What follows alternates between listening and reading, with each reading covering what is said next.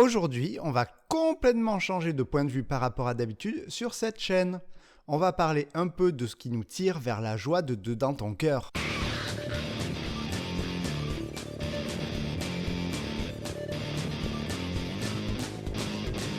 Alors, tu as plein de domaines de la psychologie.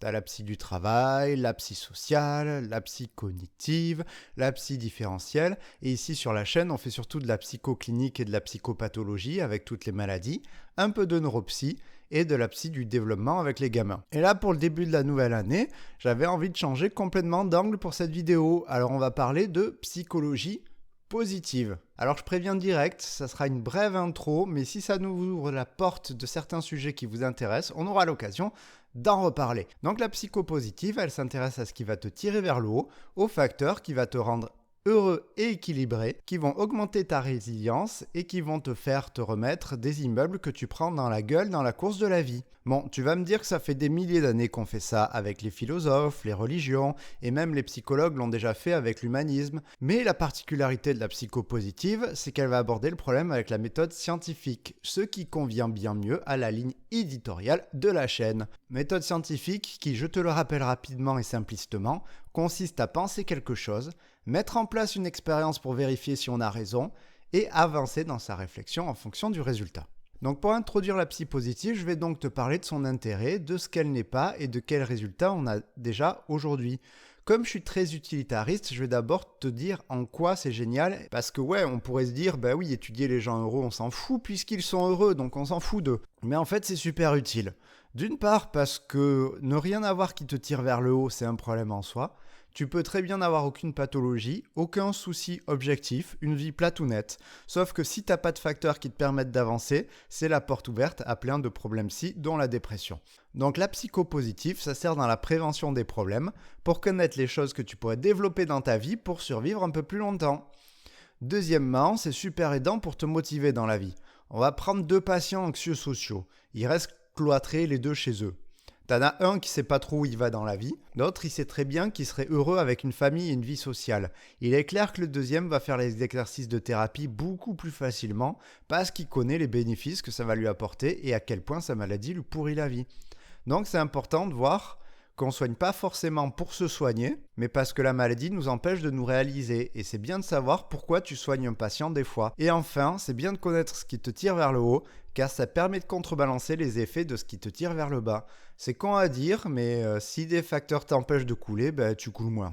Des fois, dans la vie, t'es bloqué par les problèmes parce que tu trouves pas de solution, ou que t'as pas trouvé un bon thérapeute pour tes problèmes. Ça veut pas dire qu'il y a rien à faire en attendant de te détacher de tes boulets. Tu peux aller chercher des ballons en hélium pour compenser, là, la psychopositive, elle peut pas mal t'y aider. Et on commence même à avoir des interventions spéciales psychologie positive, voire même des thérapies spécialement développées autour de certains concepts issus de la psychologie positive, même si on manque de recul pour prouver que c'est encore un effet positif. Les premiers effets sont quand même concluants. Donc la psychopositive, c'est l'étude de ce qui va nous rendre heureux. On commence à l'utiliser dans pas mal de cas, notamment dans le soin, où parfois il est bien de ne pas se concentrer que sur les boulets de la personne, mais aussi sur les petits ballons qui le font le voler vers la joie de la vie. Je tiens juste à préciser ce que n'est pas la psychologie positive pour qu'on soit sûr de ce que c'est, parce qu'on l'utilise à tort et à travers comme concept. Déjà, c'est pas de la pensée positive, la psychologie positive. La pensée positive, c'est la méthode qui consiste à te répéter en boucle une phrase pour éliminer la négativité. Genre, tu te lèves en disant « je suis en forme, je suis génial, je vais tout réussir ». Sauf qu'en fait, elle marche pas trop cette méthode. Enfin, si, elle marche pour les gens qui vont bien, donc pour les gens qui n'ont pas besoin de méthode pour aller mieux. Mais elle marche pas du tout pour les gens qui ont des problèmes psy installés. Ensuite, la psychopositive, c'est pas se concentrer que sur les émotions positives, c'est vachement plus subtil. On n'est pas un magazine de développement personnel simpliste qui va te dire si tu veux être heureux, développe ta gratitude. Parce que oui, on a remarqué que remercier les gens augmentait ton bien-être, et ça peut te rapporter un peu de joie. Mais si c'est pas ton truc, que c'est pas dans ta personnalité de faire ça, que t'as pas envie de l'être, quelqu'un arrive et tu dis, toi tu dois l'être pour être heureux. La soi-disant émotion positive, ça va juste être un gros boulet te rappelant que tu seras pas heureux parce que t'es pas assez gentil. Faut pas s'étonner que les livres Montessori soient autant de boulets culpabilisants pour tous les parents que je vois, tellement ils te disent soi-disant ce que tu dois faire pour rendre tes enfants magnifiques. A l'inverse, les choses présentées négativement peuvent très bien devenir de quoi te tirer vers le haut. Si t'as des exigences élevées, que tu veux veux un 20 sur 20 alors que t'as que 19 et que ça te mine, parce que évidemment, c'est impossible d'avoir dans la vie 20 sur 20 tout le temps. Est-ce que c'est mauvais en soi? Non, il faut juste le shifter mentalement. Il n'y a rien qui t'empêche de voir ce soi-disant défaut comme une qualité te poussant à être plus compétent. Il faut juste apprendre à ne pas se flageller trop pour le point qui te manque et voir ta génialitude d'avoir eu un 19. Bref, le but de la psychologie positive, c'est pas d'accoler des trucs positifs dans ta vie, car la vie c'est bien plus compliqué. Une chose positive peut se transformer en négative. Du coup, les thérapies comme celle d'acceptation ou d'engagement, elles ont bien compris la psychologie positive et elles collent pas bêtement des activités pour nous rendre heureux. Le but, c'est plutôt d'augmenter ta flexibilité mentale, ta créativité intellectuelle pour transformer tes boulets en ballons. Donc comme la psychologie positive c'est un gros champ de recherche et que là c'est juste une introduction, on ne pourra pas faire la liste détaillée de tout ce qu'on sait. Je vais donc te proposer de mettre en commentaire les sujets qui t'intéressent et les questions que tu te poses, ce qui poussera à développer plus de thèmes sur la psychologie positive. En attendant, je te donne un aperçu de tout ce qu'on a pu étudier. Déjà au niveau du développement personnel, on sait que les gens qui vivent en accord avec leurs principes ou valeurs sont plus heureux.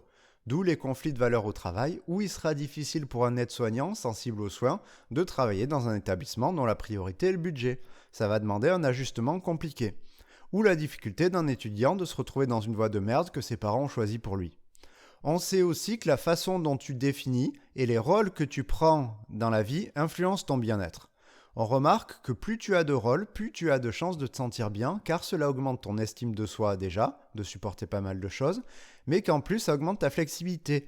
Parce que quand ça part en vrille d'un côté de ta vie, tu peux t'investir ailleurs. D'où le malheur des parents n'étant que parents quand leur enfant parte, ou le chômeur tout frais qui ne s'était investi que dans son rôle de comptable dans sa société. D'ailleurs, au niveau du travail, la psychopositive a aussi des trucs à dire. On sait qu'augmenter par exemple ta liberté d'organisation augmente ton bien-être, car cela augmente tes capacités à gérer ton stress et à trouver des solutions par toi-même, plutôt que de subir une situation décidée par un autre. Au niveau relationnel, on sait que l'un des plus forts prédicteurs de bien-être et de résilience, c'est la qualité de ton attachement. Le mariage, malgré le mal qu'on lui attribue, est un facteur qui, quand il se passe bien, apporte du bien aux personnes. La capacité à chercher de l'aide est aussi importante, car le soutien, les solutions et les idées que t'apporte un proche permettent d'apprendre à gérer une situation plus rapidement. Et encore plus rigolo, fréquenter des gens heureux te rend plus heureux, comme un virus. Et évidemment, la personnalité dans ça va jouer. Les introvertis, par exemple, sont moins heureux, notamment car ils auront un soutien social plus faible, ils n'iront pas te chercher de l'aide importante, comme je l'ai dit précédemment. Au niveau économique, tu as aussi beaucoup d'études,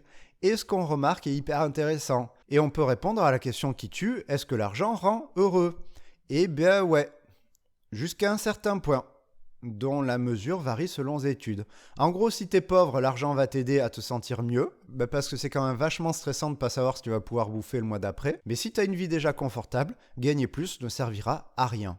Ce qui est fou, c'est qu'une étude a montré que les gens surestiment l'effet de l'argent sur leur bien-être. Et ils pensent que gagner plus les fera aller bien mieux. Sauf qu'en fait, on remarque qu'ils vont juste un petit peu mieux. Et là où ça devient génial, c'est que des études ont calculé la richesse des pays et le lien avec le bonheur des gens qui y habitent. Et ils ont remarqué que comme au niveau individuel, à partir d'un moment, la richesse ne rend pas les habitants plus heureux. Il est donc très rigolo que l'on te bassine avec la croissance et des programmes politiques visant à l'augmenter, alors qu'en fait, ça va pas changer grand-chose au bien-être ressenti par la population. Du moins dans les pays développés dans lesquels vit la plupart des personnes regardant ces vidéos. Et aussi, la psychopositive, ça étudie pas juste ce sur quoi on a une influence dans la vie, mais tous les facteurs jouant sur le bonheur. Donc on a aussi des études génétiques montrant que l'on est inégaux à la base face au bien-être, qu'on n'a pas les mêmes sensibilités.